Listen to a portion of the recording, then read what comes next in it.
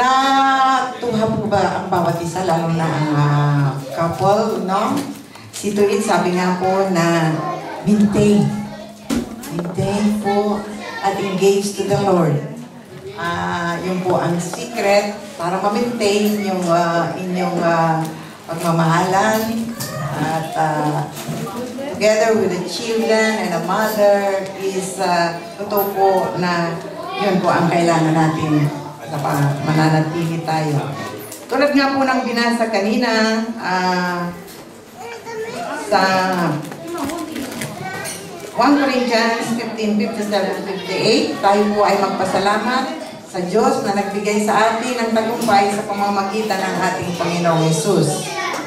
Kaya nga mga kapatid, magpakatatag kayo at huwag matitinag, magpakasipag kayo sa gawain para sa Panginoon, yamang alam ninyong hindi masasayang ang inyong pagpapagal para sa Kanya. Amen po po kayo doon? Amen! Okay, tayo po ay tumayo at manatiling mag-focus po sa ating pakikinggan na mensahe mula sa Diyos. At Lord, inaanyayahan ka namin sa umagang ito. Pinupuri ka namin. We adore you, Lord. You're amazing, God.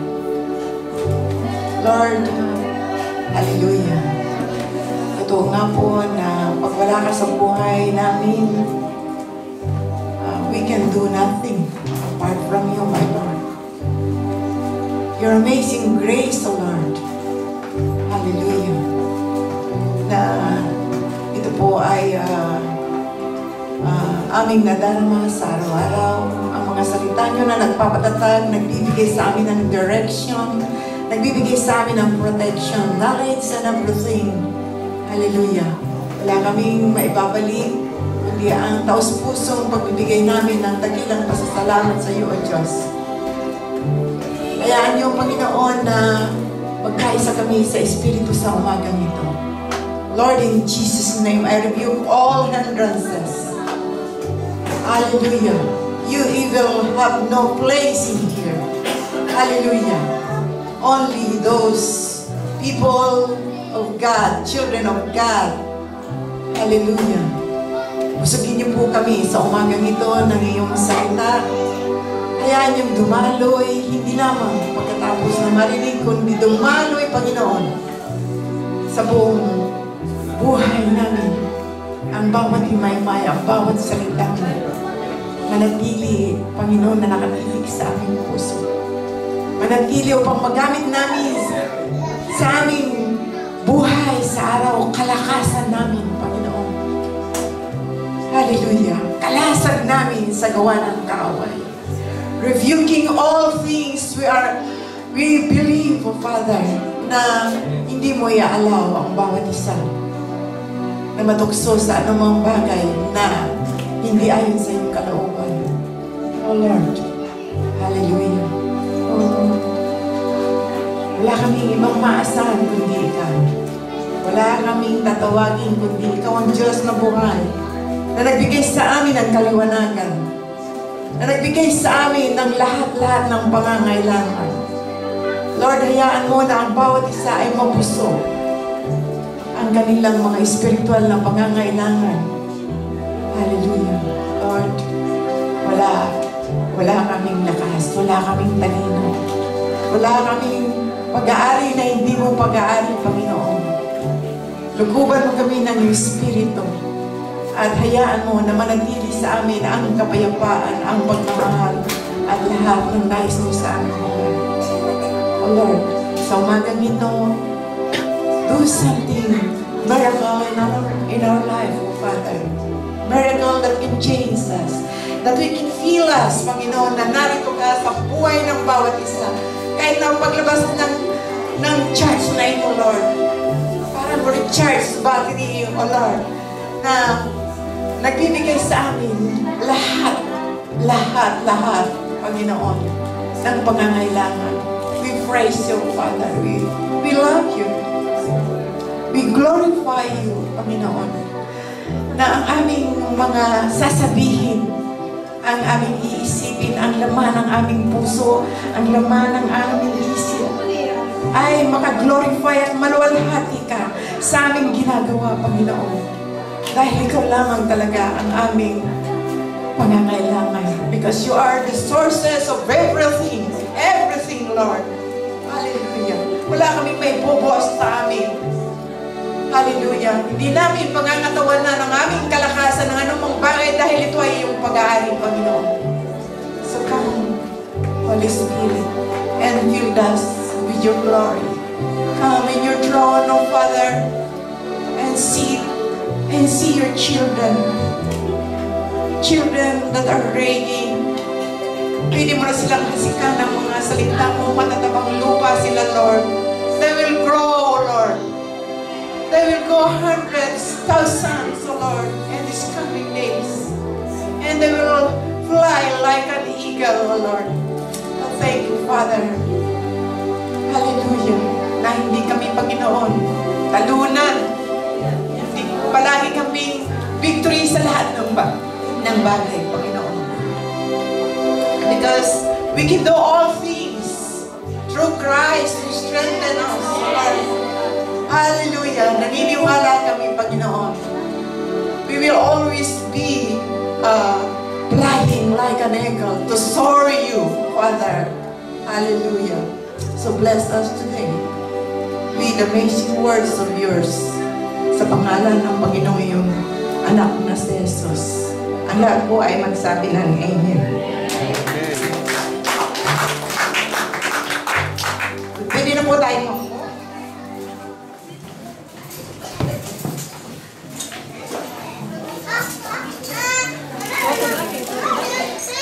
Ating pong topic sa umaga nito ay Grace for Victorious Christian Living.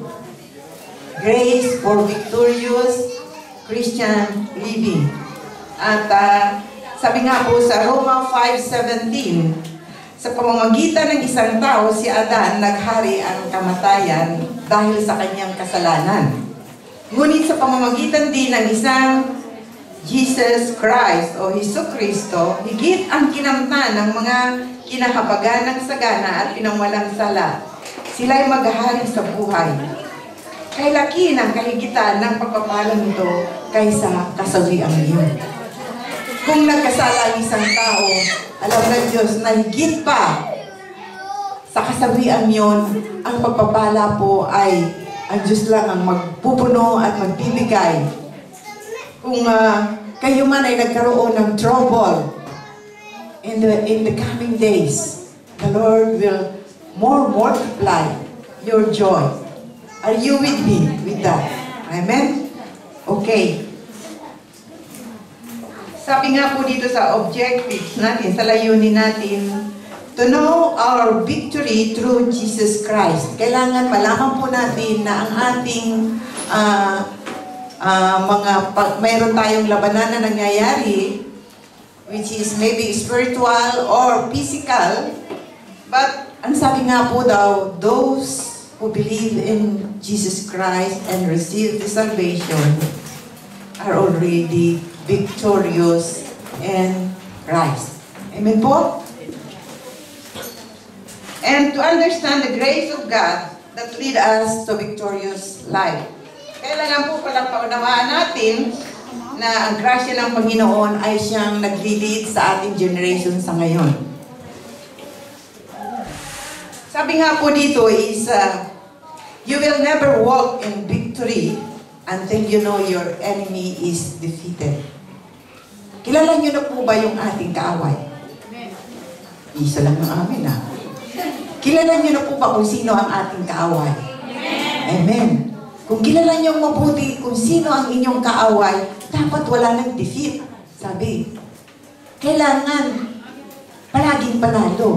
Kasi kilala niyo ang kanyang mga techniques, mga scheme, ang kanyang pamamaraan kung paano kayo ibabagsak. Kasi ang hinahabol ng kaaway niyo ay hindi po ang sanglibutan. Sino po ang hinahabol ng kaaway? Sino ang hinahabol ng kaaway? Christians. Hindi man siya maghahabol doon sa hindi Christians eh. Kasi kanya na yun. Amen?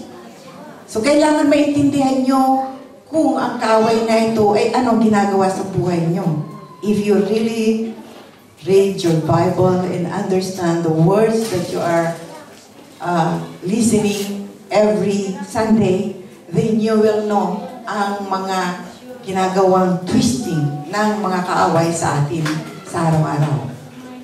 At alam ko na nabaptize na kayo, na tumanggap na kayo sa Panginoon, and the Holy Spirit is with you.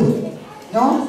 And the temple of your body is Christ. So, sino ba ang lalaban sa inyo? Amen?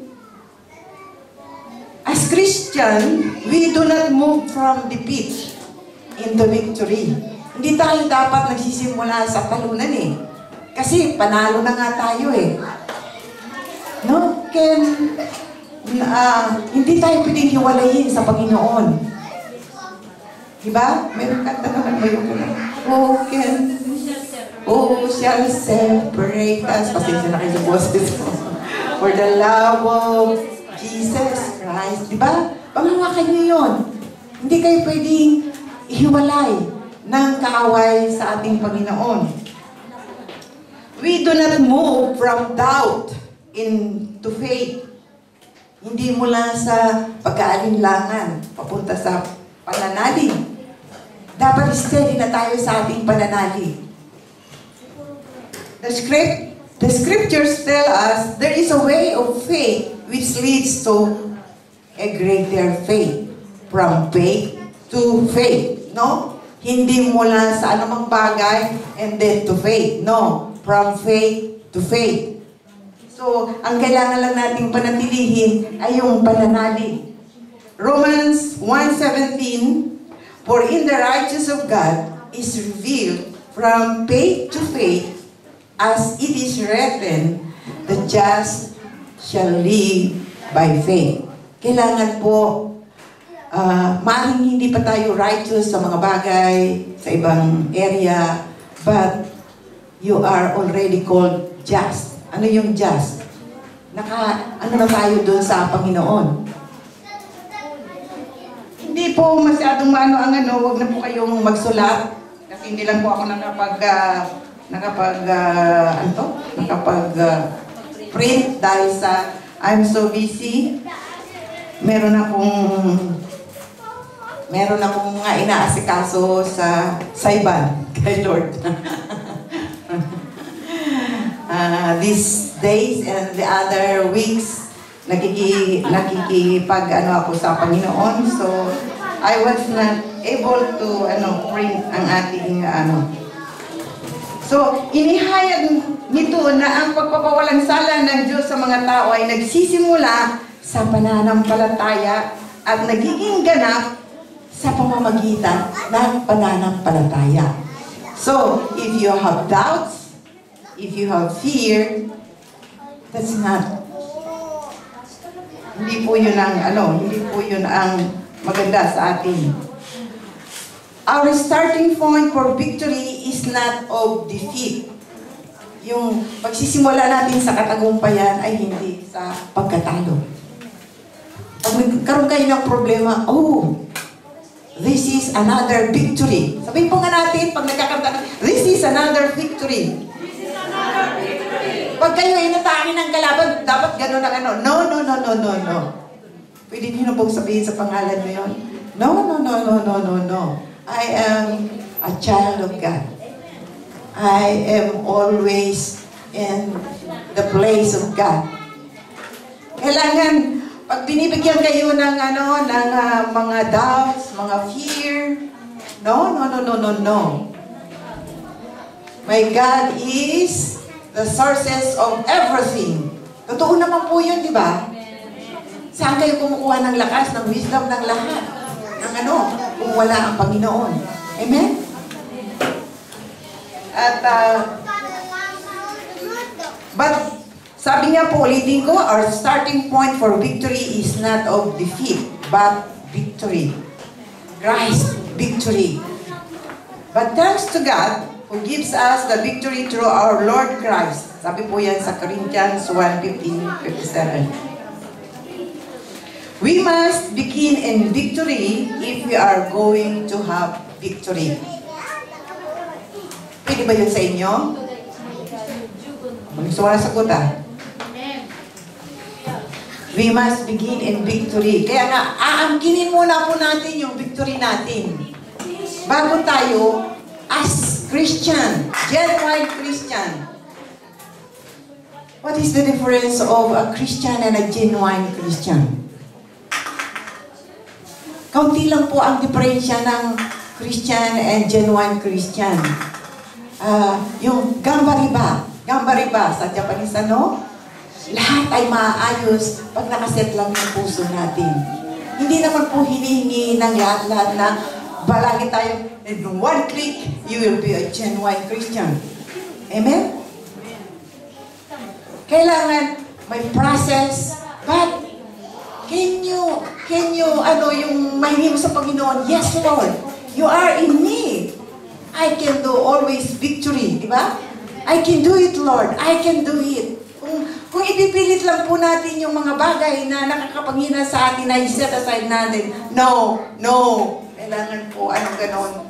Because I'm the child of God.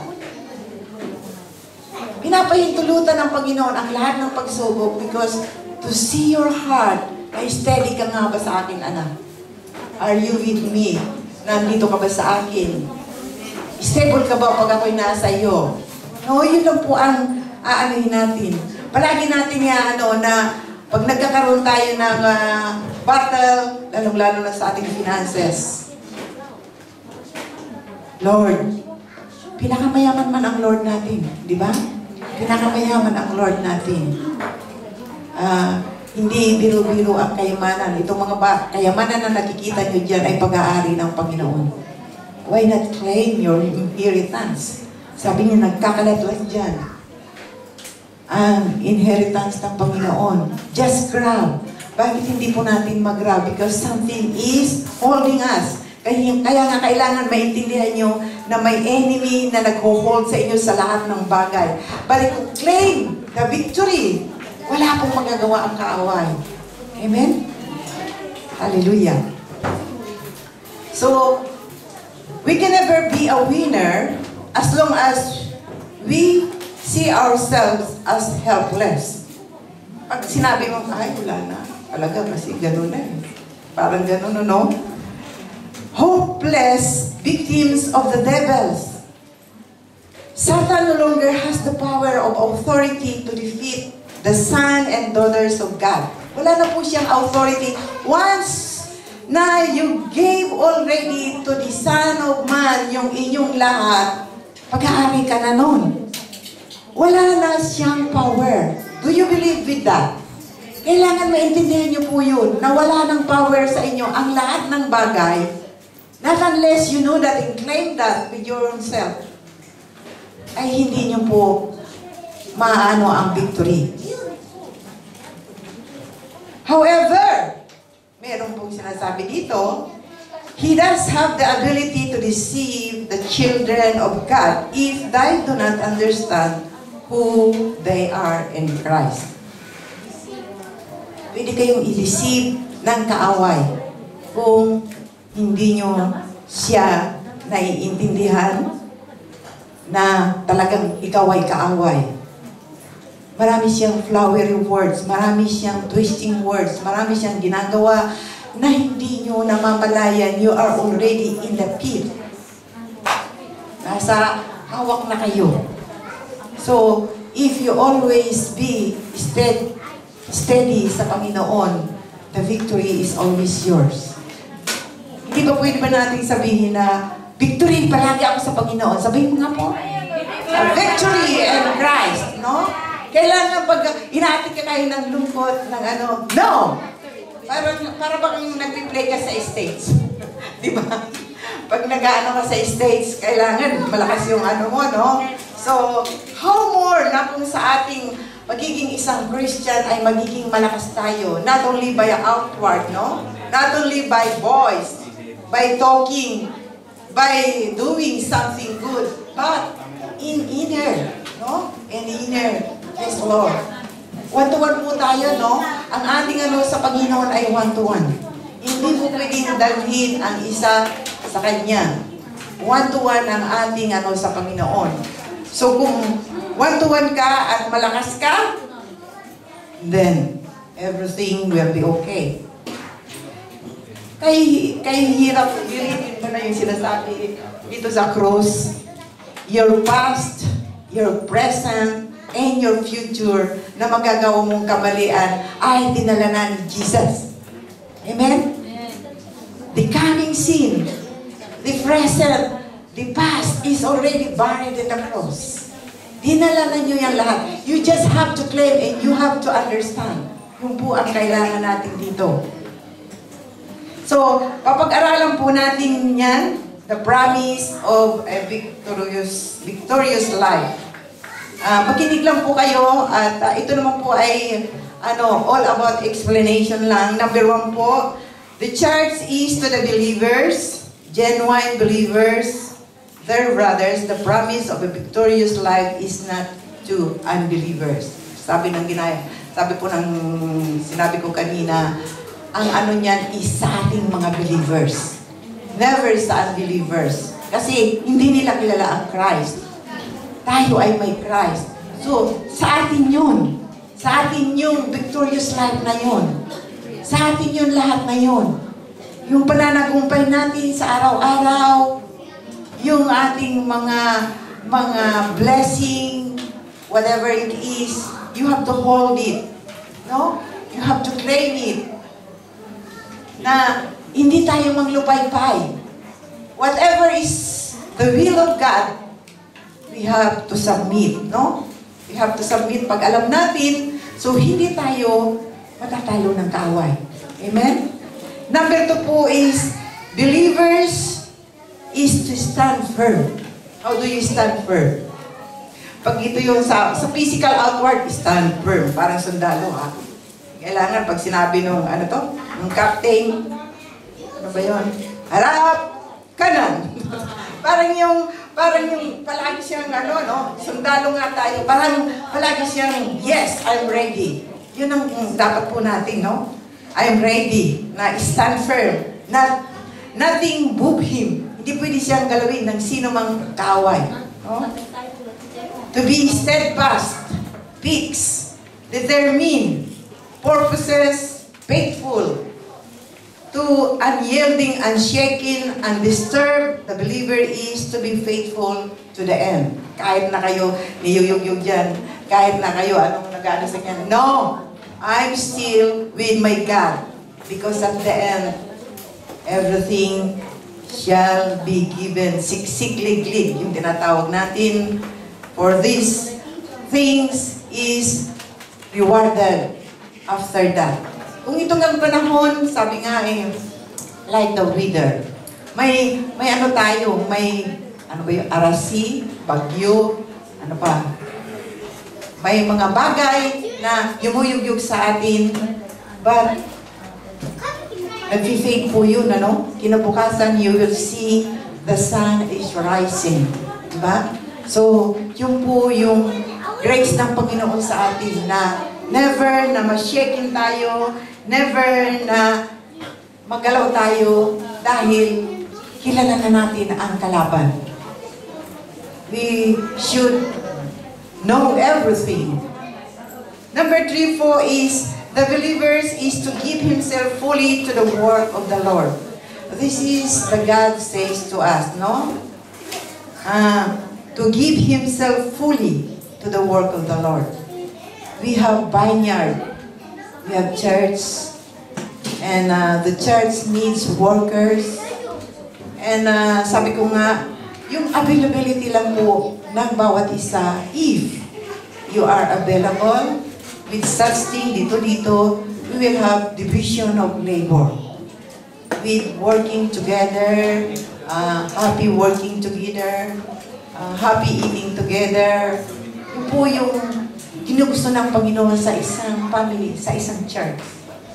At the work or labor means toiling, yung nagsisikap. Kahit mahirap, naggagambaro. And working to the point of exhaustion and fatigue. The word always means never ceases. Never stop, never slacking. Huwag tumigil. At never quit, never retire. Hindi po tayo pwedeng mag-retire pag napagod na tayo. Hindi po tayo pwedeng mag-resign pag something is happening. Doon po pumapasok yung victory ninyo. At tulad nga po ng sinasabi ko is pag hindi kayo naging firm, hindi kayo naging steadfast, madali kayong hinangkaway. Lack of words, lack of commitment, lack of anything that you can share with the church ay available po. Kahit na po yung talent na may gusto kayo is very much welcome po at pag-aayos-ayusin natin yan. Okay. Lesson 2 po is yung our privileged position to Christ. Ano ba yung pribilegyo natin sa position sa Christ? Number 1, we can reign over sin's power. 2 Corinthians 5:21. For He made Him who knew no sin to be sins for us, that we might become the righteousness of God in Him. God made Him who had no sin to be sins for us. Pwede po tayo maghari sa kapangyarihan ng kasalanan. Kasi inano na nga po ito ni Lord eh. Dinala na nga po niya sa cross. Siya na walang kasalanan ay pinako rito. Which is, dapat tayo, no? But, okay lang, ako na. Ang sabi niya. So, lahat kung naalala niyo sa mga first preaching namin na tayo ay galing kay Adam, and nung hindi pa kayo nakakakilala sa Panginoon, is under Satan tayo. So, balit, nang tumanggap kayo kay Jesus, kayo na ay under sa Christ na po, at everything has given to the cross. Sabi ko nga po, itong cross na ito, kaya madalas natin i-allow yung pagko-communion para maalala natin palagi ang ginagawa ng Diyos sa ating buhay. No, alalahanin yung palagi kasi minsan nakakalimutan natin ang pagpapasakit ng Panginoon nating Jesus. Minsan na-amaze tayo sa ating mga blessing at blessing na lang yung after natin. Hindi na natin masyadong natutuunan yung blesser, no? Afterward na bigyan ka ng isang napakagandang blessing, for example, a house and lot. Oh, thank you Lord. After that, nakatuon na yung, nakapokus na, siyempre, may ano na yun, ganito, ganyan, ganyan. Nakafocus na doon yung natin. At hindi tayo nakafocus sa blesser.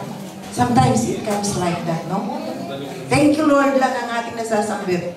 Kaya lang, nakapokus na tayo sa blessing. And then, nakalimutan na natin yung blesser. Always, ang blesser na ito is anytime ay nasa inyo. So, number 2 po is, we can reign over death threats. Yung, minsan meron tayong, sino po sa inyo yung parang, minsan pag yung nagkakasakit ba, parang, mamamatay na ba ako? Lord, hindi ba meron tayong gano'n minsan, parang, ay, ito na ba ang katapusan ko, Lord? Nung nasa aeroplano po ako, kailan ba yun, hindi ko alam nung minsan umuwi ako, ang turbulence nung is grabe, yung nagsishake kami, parang gumaganon-ganon yung plane.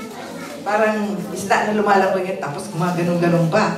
Nagsisoka na yung mga katabi ko, excuse me. At Yung katabi ko naman ay isang mamasan daw yun ng club. And then, nung before na mangyari yun, nagpakilala ko, pwede ka bang kausapin? Pwede naman po, kaya lang luma, mamaya matutulog na po ako kasi hindi pa ako natutulog eh. Pinapakilala ako. Sabi ko, mag-share lang sana ako ng words. Pwede, okay naman po. Kaya lang pagtulog na po ako, naguminasay naman. Hindi sabi ko, okay lang. So, sa madaling salita, nakatulog. Nag-start na yung turbulence. And everybody is already vomiting. Sabi ko, aware din ako, sabi ko gano'n. Is this it? Sabi ko, siyempre, for that moment, meron ka ng, pumapasok na, is this it? Pero, hindi naman pa ako, aywan ko lang, hindi naman ako yung, kasi, sa bagay, sabi ko sa inyo, pag nakaano na kayo sa Panginoon, at dumating yung time na yon, ano ba ang gagawin natin? Praise the Lord. I will gonna go to you. Parang ganon. Pupunta pala ako sa iyo eh. Well, sabi niya, to die is to gain and to live is for Christ. Diba? So, ansin tayo. Kasi, kung talagang that is the moment, then, thank you Lord. I will be seeing you face to face. Eh di sa madaling salita po, yung babaeng yun, dinagising. Kaya ako nag-pray na ako. Hinawakan niya ako sa balikat. Hindi ba pastora ka? Sabi niya gano'n. Pa-pray mo ako! Sabi niya gano'n. Yung nagpapanik na At sabi niya, apat ang anak ko! Hindi na malaman kung ano naman. Ipag-pray mo ako! Sabi ko, ba't hindi ka mag-pray mag-isa? Sabi ko, ako nag-pray ako! Sabi ko gano'n. So, yun yung threats natin, di ba na Tapos, sabi pa niya sa akin, magpapabible ako sa'yo! Pagdating ko sa Manila! Sabi niya gano'n. Ang dami niya yung promises! Na 30 minutes po yun. 30 minutes yung, aeroplane. So, sabi ko, mag-pray ka! Nag-pray rin ako! Sabi ko gano'n. Yung mga, natin yun, mga time na dumadating sa atin yung is talagang nagpapanik tayo, pero it's not really, hindi tayo talunan doon. Naka-reserve tayo pagdating doon. Isipin nyo. Tinawagan ko siya sa Manila, sinabukasan. Sabi ko, ako po si yung gano'n-ganyan. Sumagot, katulong. Siyempre, mamasan, marami daw, ganyan. Hindi ko na lang alam. Nagpapatawag siya Tapos sabi niya, wala po dito. Ganun ba? Sabi ko, saan kaya nagpunta? Nag-shopping. Ganun ba? Sabi ko, sige, sabihin mo na lang tumawag ko at mamayang gabi tatawag uli ako. Tumawag uli ako. Shopping pa uli, hindi pa magpatawag. Wala na. Sabi ko, gano'n. See, yung ng tao. At the moment na kailangan mo, sa kakapalang at moment na mapisil mo yung takot na takot ka na. Paano natin ma-overcome yun? No? Paano natin masasabi, yes, Lord, I'm happy to meet you. Can you say that? When it comes to that? Amen? Nag-aalala ba kayo dahil may iwanan nyo yung dalawang anak at ganito, ganyan? No? The Lord, pag kinuha kayo ni Lord, makikita nyo, may handa siya sa mga asawa at mga anak nyo. Never na pababayaan ang asawa at anak nyo. Eat, no? But the Lord will not do that kung kailangan pa kayo ng mga anak nyo. Naniniwala po ba kayo doon? Amen! Palakpakan po natin ang Panginoon. Sabi nga po sa Romans 4:24-25, Christ was delivered to death for our sins and raised again for our justification. He offered Himself as an atonement or propitiation, means sacrifice, covering. So yung mga death threats na yon o ano man yung mga alalahanin nyo, hindi lang death threats, ay talaga pong wala na po dapat sa atin. Once na naliglig ka, that is an open door para, uy, takot ito. Malapitan nga. Dagdagan pa natin. Yung parang ganon, no? So, pag nagkaroon kayo ng ganyan, alarm, dapat hindi mahalata ng kaway na na-alarm kayo. He does not read your mind. Hindi nababasa ng kaaway ang inyong isip. Not unless you voice it out. No? Hanggang ilabas nyo, malalaman pala niya. So, kailangan natin na maging matatag pagdating ng because we are already have our victory, no? Victory, victory, victory. Sabi niya po, victory, victory. Kailangan siguro palagi niya, iaano natin niya, no, I'm victory. No, no, no, no, no, no. Minsan ako po ay sa bahay, nag-ano ako nag-pray, and ang prayer ko kasi malakas, biglang pumasok yung asawa ko, hindi ko naman pwedeng i-stop yung ko, bigla siyang pumasok. No! Sabi ko gano'n, meron akong pinag-pray na no! Sabi ko gano'n, no, no, no, no, sabi ko, nanitira, no? Kaya siguro wag muna kayong magsasalita kung merong nanitira, no? I'm just practicing my preaching. Sabi ko na lang. So, kailangan po, pag nag-pray rin tayo, see to it na hindi kayo nag-pray by ng isip. Pag nag-pray kayo ng isip, lalo na pag matutulog kayo, ganyan na kayo. Thank you, Lord. Ganun na yun. Oo, na. Ganun po yun. Kaya kailangan pag nag-pray kayo, alive. No? Jesus, kaya nyo nagkumakanta kayo. I praise your name, I bless your name, O Lord. Para kayong nag-pray sa Panginoon. Come here, Holy Spirit. Alam niyo po, ganun ang kasi naibuvoice out niyo yung Pero pag dito lang kayo nagsasalita, ako, maya-maya, wala na yung niyo. Ganyan na yan. Lalo na yung Kasi, hindi siya masyadong hihilahin doon sa Ay, hindi dyan anak yan. Yan. Ay, ayaw mahila.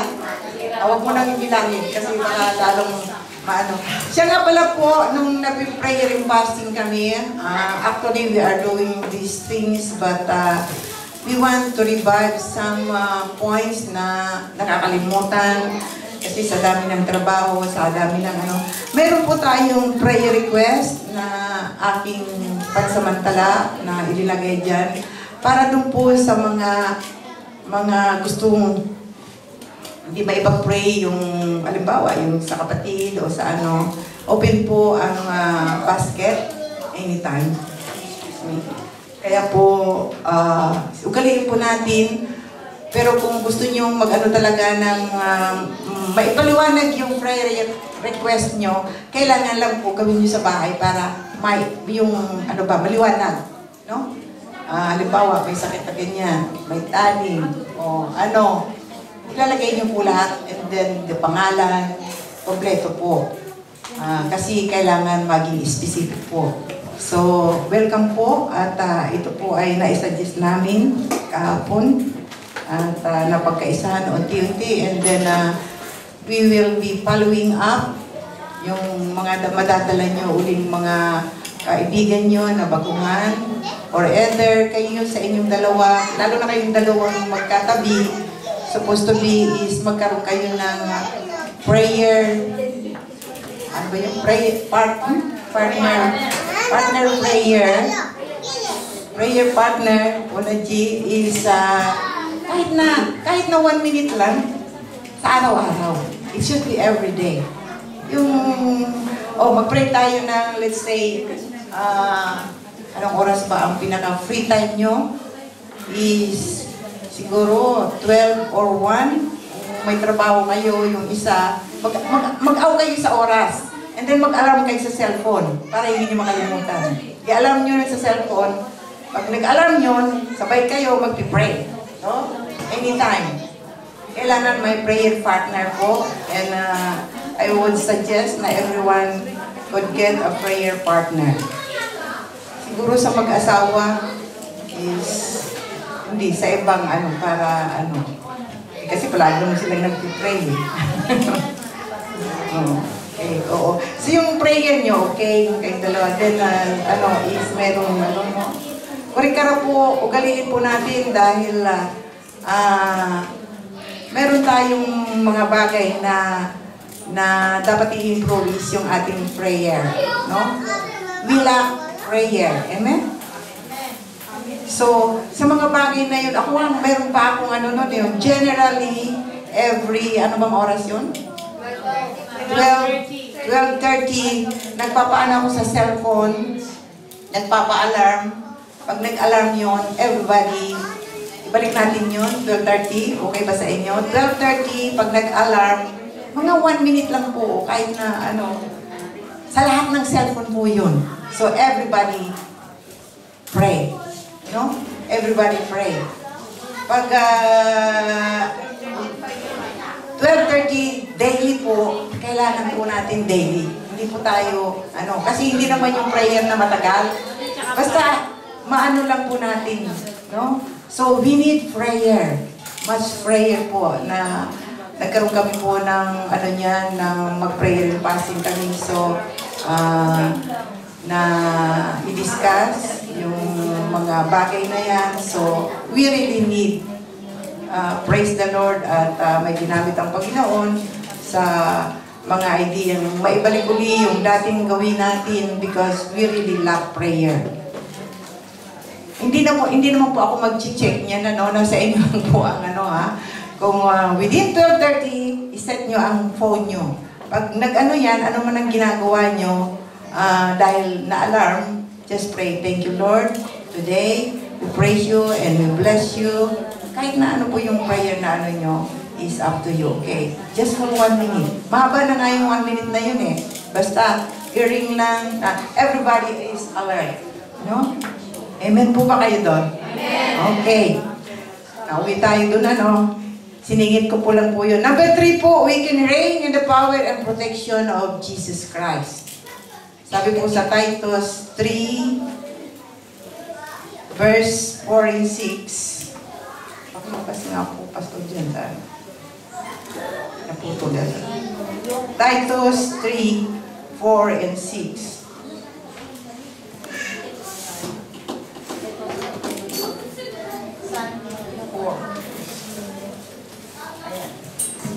Ngunit nang mahayag na ang kagandahang loob ng Diyos na ating tagapagligtas at ang kanyang pag-ibig sa tao, na hindi dahil sa mga gawa sa katwiran na ginagawa nating sarili, kundi ayon sa kanyang kaawaan ay kaniyang iniligtas sa pamamagitan ng paghuhugas sa muling kapanganakan at ng pagbabago sa Espiritu Santo na kanyang ibinuhos ng sagana sa atin sa pamamagitan ni Kristo na ating tagapagligtas.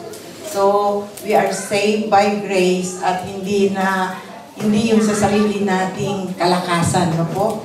Hindi sariling kalakasan natin ang dapat na paghariin natin sa ating buhay.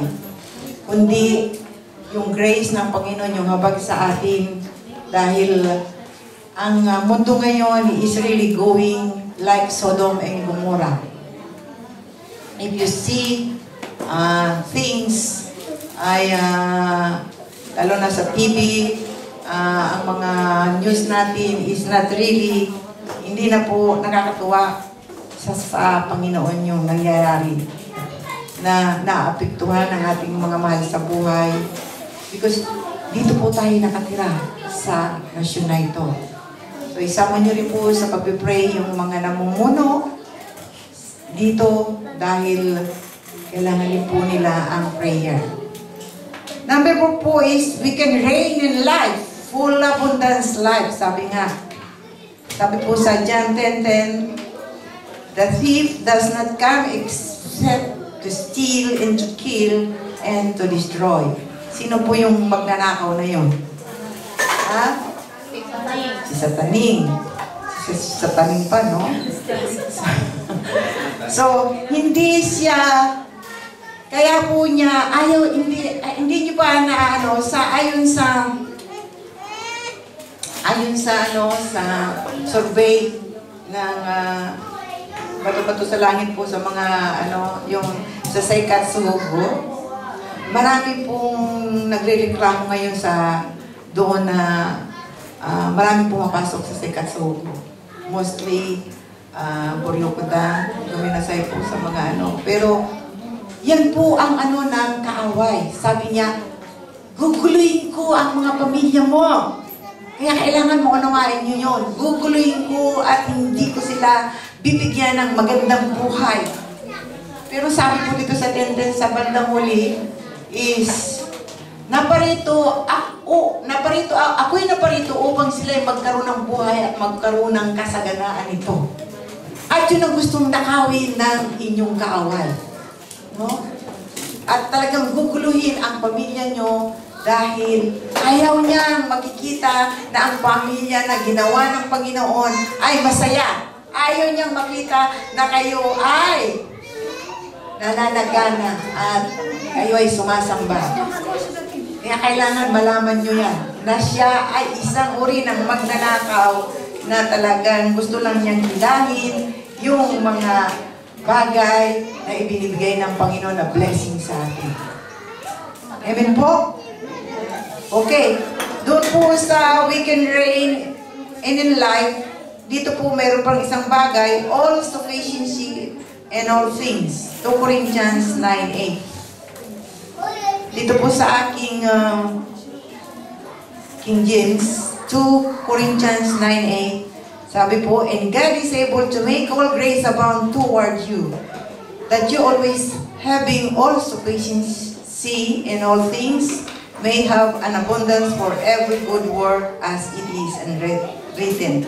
Kasi yun po ang talagang gusto sa atin ng Panginoon eh. We are a Christian, anak niya tayo, ang lahat ng source ay sa Panginoon.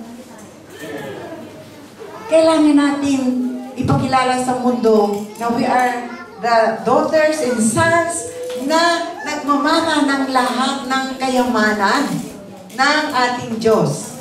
Sino ba ang pinakamayaman dito? Si Lord lang naman eh. Pwede kayong pagyamanin. But there is a warning na sabi nga po is, my grace is sufficient. Amen po ba yun? My grace is sufficient sa inyo. Ang binibigay kong grace, ang sources, ang pagkain, ang pera o ang lahat ay sufficient para sa inyo. Hindi ako nagkukulang.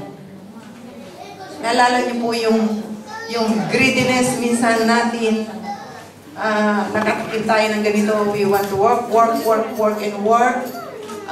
Nalala niyo yung kwento ng kabayo, yung pastor, yung po yun, yung pagsisikap natin na maabot maabot talaga. Sino ba yung nandito? Yung hindi pa nakarinig niyan? Si Kaneko. Hindi nakarinig. Di naiintindihan niyo yun na walang tigil sa pagpatakbo ng kabayo. Kahit na uminom, wala na. Dahil yung focus nandun sa pag narating ko yung buong bayan inalibot ko yung buong nasyon ng Japan, it's mine! Sabi niya gano'n. Kaya, tak. Huli ng patak. So, may limit po talaga kasi ang ating, ang ating lakas, di ba? Kaya hindi tayo pwedeng maglihim sa ating sariling lakas. Ang katawang lupang ito ay dito lang. Dito sa mundo ito maiiwan.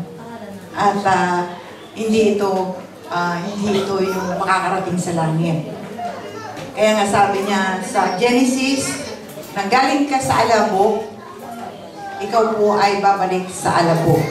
Amen? Itong katawan na to. But your spirit and your soul is mine.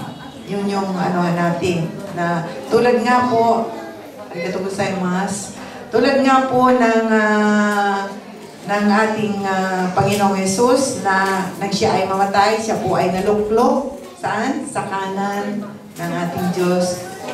Yun ang tinatawag nating mapalad na pag-asa. Ang ganda ng mapalad na pag-asa yung ating katawan na yun na magiging pupunta doon sa ating Panginoon. So, kung yung mga things po yun is, kailangan po natin i-set aside yung mga bagay na nakakaano sa atin. Then just, tutok lang po tayo. Kasi yung abundance ng ay hindi nagkukulang ang Panginoon. Minsan, sabi nga po dun sa Kawikaan, hindi ko lang po maalala ang is, dalawa ang lang ang hinihiling ko sa iyo, Lord. Sino ang may alam nun? Huwag mo akong payamanin baka hindi na makalimutan kita. No? Pero wag mo naman akong, mga matatilira, Lord, wag mo akong pahirapan, kasi baka naman kung anong masabi ko sa inyo, na hindi maganda. Kaya, dalawang request yun na dapat na inano ng kawikaan ng Proverbs, sinulat. Okay. 30 po pala yun. So, sa letter C po, we can reign, there is a great power. Power. Noong Wednesday po, ito po yung aking isa sa mga preaching na yung sabi ko sa Wednesday. Lahat po ng pangangailangan binibigay ng Lord. Yung mga salita niya na may buhay, may power, that you can use, na ibinigay sa atin, gamitin natin. Gamitin natin yung mga power. Ulitin ko po dun sa yung maganda yung aking illustration. Gusto ko lang i-share sa inyo yung pangalan ng Garbage Mary, ang title. Si Mary pala yan, hindi po yan si Mary. May apelyido po yan, nakauka yan. Garbage Mary ang taguri sa kanya ng media. Na ano siya sa mall. And then, nagkakalat siya sa mall. Mukhang pulubi siya, gusgusin, maamoy siguro. And then, sabi nung ano ba nangyari sa iyo? Dahil kinahuli na siya sa pulis eh. Di kinuha siya ng pulis. Sabi niya, totoo ba itong mga sumbong sa iyo na nagkakalat ka ng basura? Hindi siya kasi parang wala siyang Pinuntahan siya sa bahay at dinala sa bahay at nag-imbestiga yung mga pulis. Ba't ka nag-aalungkat ng basura? Wala ka bang makain? Ganito, ganyan. So, na-aware yung mga pulis kung bakit gano'n ang niya. Tapos, nung pumasok sila sa bahay, gumine, ay nagkalat talaga yung mga basura. Pagpasok pa rin sa basura dyan, basura dito, may basura sa bathtub, may basura sa stove, may basura sa Sabi niya, totoo nga pala. Bakit ka nangangalkal ng basura? Pagtingin ng pulis doon sa bahay, kanina ba itong bahay na to? Sa akin. Tapos, may kotse ka pa. 2 kotse. Tapos, ang gaganda ng mo, yung mga furnitures mo. And then, nagkalungkat pa. Nakakita sila ng mga titulo ng lupa, stock. Meron siyang $4,000 na stock sa ganito, ganyan. At marami pa. At napag-alaman na siya pala ay isang anak ng direktor ng bangko. Na namatay na. So, before, Mary is a billionaire. Bakit kaya nangyari sa kanya na magusto niyang mamulot ng basura? Meron siyang lahat, pero hindi niya ginamit. Nasa kamay niya. Sa spiritual na kahulugan, meron tayong mga power. Meron tayong mga napag-aralan. We can do healing. We can do prophesying. We can do everything because of the word of the Lord na napag-aaralan natin. Pero sabi, we are not choosing it. Like Mary, the garbage. Mas gusto niya mamulot ng basura kaysa gamitin yung pera niya. Analogy po rito, ang pinaka-ano dito is, maaaring may nangyari kay Mary, pero ang pinaka-ano dito is, bakit hindi niya ginamit yung mga pera niya? Sa spiritual natin, bakit hindi natin magamit ang power, yung salita na napatututuhan natin? Try to unlock yung mga bagay na yun. Sabi ko nga, sa isang church, kailangan merong propeta, merong pastor, merong nag-heal. Pag ganito ang church natin, everybody comes. Are you with me? Sabi niya po dito, there is a great power sa atin. If you can just use that power, pwede tayong hindi sa dahil matatanyag, kundi para mapakita sa mundo na we are the children of God who heals. Hindi lang po tayo umaawit. Hindi lang po tayo pumupunta. But we try to use the power of the word. Kaya nga po, baguhin natin mula sa araw na to. I-experience natin po yung mga natututuhan natin salita. If God is with you, makukuha po natin yun. Kailangan lang po ang sacrifice, yung purification ng heart natin and everything.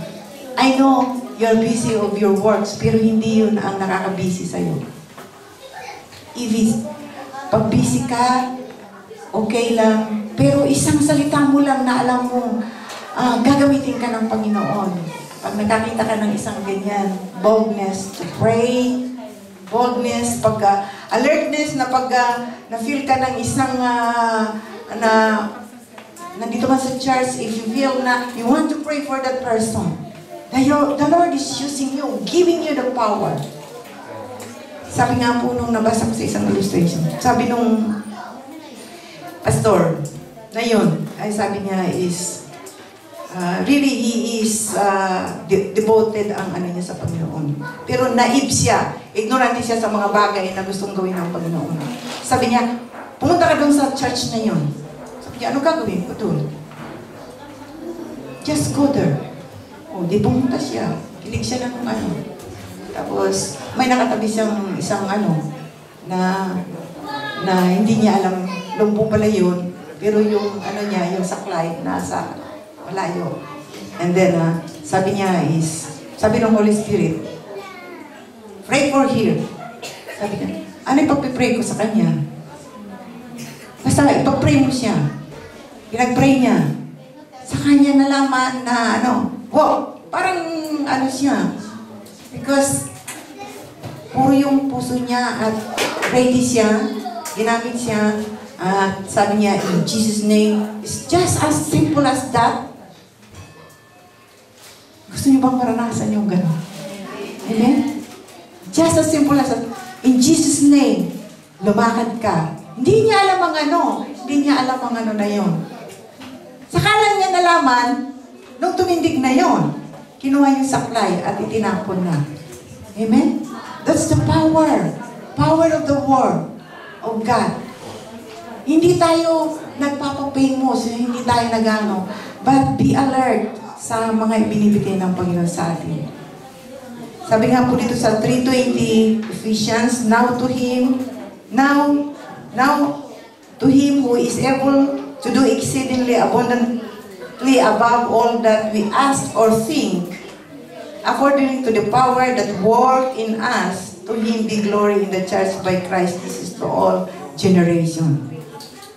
Kailangan po natin kumilos. Ephesians 3:20. May power na binibigay sa atin. May mga bagay na gustong ipagawa sa atin ng Panginoon. But because of our busyness, because of our, hindi ko alam ang ano. Pero po, pag napuro na po yung isip nyo, pag naano na yung isip nyo ganan, I know na pag nag-set kayo ng commitment, I know the Lord will come and speak to you as He speak to our brother. At sabi niya, mag-aaral na ako, Mami. Bakit? Nakausap ko si Lord. Amen? So, just ask the Lord, what do you want me to do, Lord? Sa everyday na ano nyo, what do you want me to do, Lord? But try to communicate with God. Palagi po. No? So, letter D po is, there is a supply of all needs. May supply ang Panginoon sa ating pangangailangan sa lahat ng bagay. Philippians 4:19. And my God shall supply all your need according to His riches and glory by Christ Jesus. There is a rich welcome and abundant entrance into heaven. 2 Peter 1:11. For so an entrance will be supplied to you abundantly into the everlasting kingdom of our Lord and Savior Jesus Christ. So ito po ay ikinagagalak. Alam niyo ba yung unang nagagalak is ang kalangitan? If only He sees one, no? And that one very good things will be transferred to one and one and one. Transferring po yung Spirit, lalo na ito ay naisishare at nakikita, no? At abundantly po ang sabi niya, abundantly. Sapat na sa ating pangangailangan. At lastly po, ang sabi dito, there is abundant satisfaction. Psalm 36, verse 8. They are abundantly satisfied with the fullness of your house, and you give them drink from the river of your pleasure. Sa pagkain ay sagana sa sarili mong tahanan, doon sila umiinom sa batis ng kabutihan dahil si Jesus ang batis na ating iniinuman. Maging ang lahat ng kagalakan, karunungang proteksyon ay nananatili dahil siya ang source natin. Abundant satisfaction. Kung bubulay-bulayin lang po ninyo ang ginagawa natin, ang pinakikinggan natin, kahit na isang beses sa isang Sunday, and you give it to the Lord. And always ask the Lord, what will I do, Lord, for you? And the Lord will really try to communicate with you. Yun lang po ang hamon ko sa inyo. At for the death that Jesus died, He died to sin once for all, but the life that He had lived, He lives to God. Romans 6:10. So now we can put off our old man, and in time of temptation, reckon ourselves dead indeed to sin and alive to God in Christ Jesus. By following Jesus' example, we start living and victorious and transforming Christian life. Mga kapatid, this church is already 12 na ba tayo? 12? And be 13 this coming. Maybe sa atin, we want to share you all the glory, ang lahat ng ano. My favorite, magtatapos po ako dito sa Galatians 2:20 na ito po ang pinaka-paborito po sa lahat na verse. Hindi na po tayo nabubuhay sa ating sarili. Dapat patay na yung ating sarili. Kundi nabubuhay tayo kay Jesus. Ang Jesus na ito na nagbigay at nagmahal sa atin. Andiyan po, Galatians 2:20. Ano ba yung ano dyan? So, kailangan po tayo na ganun ang mangyari sa atin na ihanda na lang po natin ang ating sarili and just wait for the reward. Don't worry. At tayo po ay may victorious life sa Panginoon. Hindi na tayo dapat matakot. Hindi na tayo dapat mangamba. Hindi na tayo dapat mag-alala sa lahat ng bagay. Dahil sinusupply na nga ng Panginoon ang lahat na yun. What do you want more? Sabi nga ni Lord. Sometimes, unsatisfied tayo pag binigyan tayo ng TV. Ano susunod na ihilingin? Video. Pagkatapos ng video, what else? So, ano po yun eh? Angat-angat po yun hanggang sa ma-desire ka na oh, gusto ko pa rin ng ganyan, gusto ko pa rin ng ganyan, gusto ng ganyan. Mauuwi kayo dun sa kabayo na naman. Tandaan niyo palagi yung kabayo yun, no? Kasi, nga, yun yung magpaparemind sa atin na tayo ay dapat hindi tumutok dun sa blessing, kundi sa blessing. Tumayo po tayong lahat.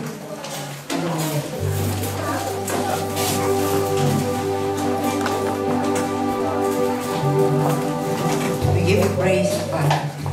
Hallelujah. Hallelujah. Hallelujah. Lord, nandito kami, Panginoon. Hallelujah. The Tulungan mo kami, Panginoon, na sa lahat ng bagay ay maabot namin ang iyong kalooban. At hayaan mo, Panginoon, na ang mga salita nito sa amin ay maunawaan namin, Panginoon, na ang lahat ng bagay ay batid mo, Panginoon, because you are God, all-knowing God. So, Panginoon, nandito kami ngayon at nais kong sa iyong mensahe sa umaga nito, Lord. Magkaroon sila ng kalakasan, Panginoon. The power that you wanted to give them, Panginoon, ay mapanghawakan nila. Lord, na ignite mo, Panginoon, ang aming kahinaan. Hallelujah. Fill us with your glory and your love, Panginoon. Hallelujah. Na ma-resound namin, Panginoon, ang lahat ng kagustuhan mo sa aming buhay, Panginoon. Lord, hallelujah. Wala akong hiling, Panginoon, sa umaga mo po, kundi yakapin mo kami. Yakapin mo ang bawat isa. Kausapin mo, Panginoon. Bigyan mo, Panginoon, ng mga bagay na hindi nila nababatid ay nasa kanila na, Panginoon, ang mga bagay na pangangailangan. Oh, Father, bless this congregation, us, Lord, your children, waiting, oh Lord, not for the blessing, but you. You are ang kailangan namin, Panginoon, ay ikaw. Hallelujah. Ikaw lamang ang kailangan namin, Panginoon, sa umaga nito. Nais namin, Panginoon, na maramdaman mo, Lord. At this moment, talk to them, Panginoon. Talk to them. Embrace them.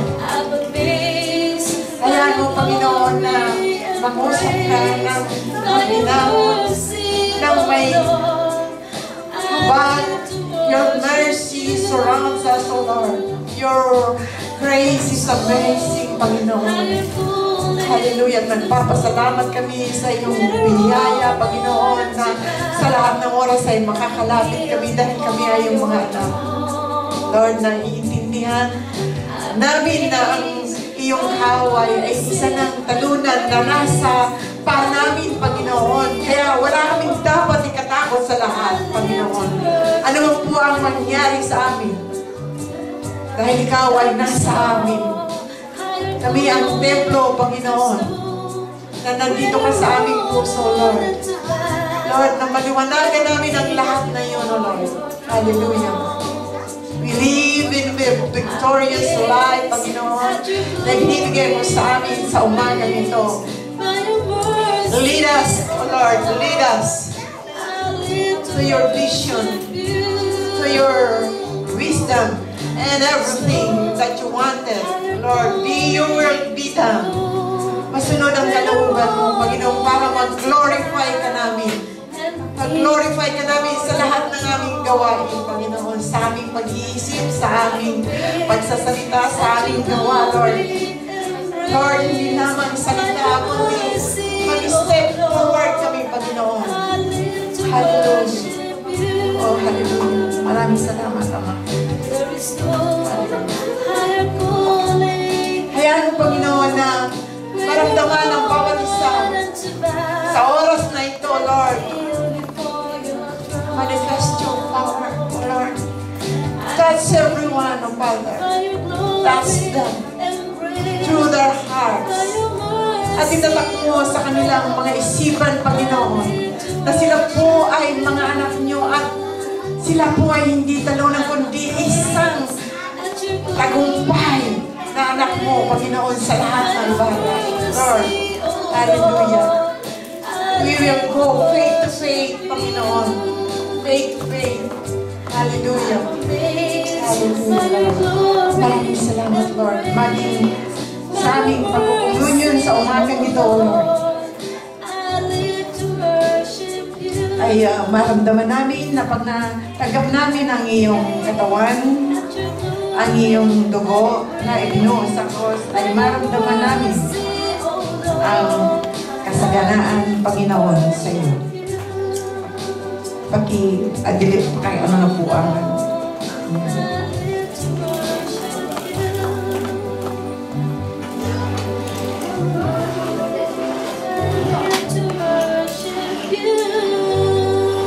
manatili po tayo habang tayo ay kumukuha